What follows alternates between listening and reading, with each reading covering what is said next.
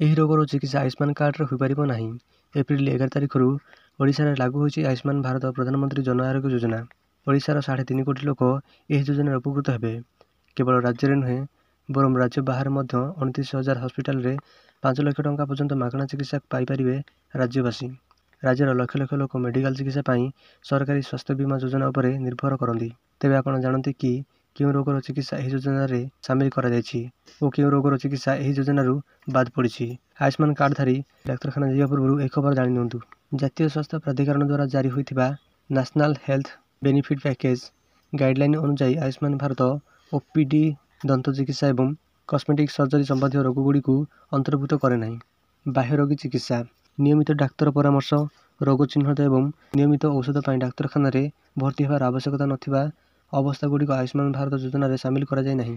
ଦନ୍ତ ଚିକିତ୍ସା, ଆୟୁଷ୍ମାନ ଭାରତ ପ୍ରଧାନମନ୍ତ୍ରୀ ଜନ ଆରୋଗ୍ୟ ଯୋଜନାରେ କୃତ୍ରିମ ଦନ୍ତ ପ୍ରକ୍ରିୟା ରୁଟ୍ କେନାଲ ଆୟୁଷ୍ମାନ ଯୋଜନାରେ ଅନ୍ତର୍ଭୁକ୍ତ ନୁହେଁ।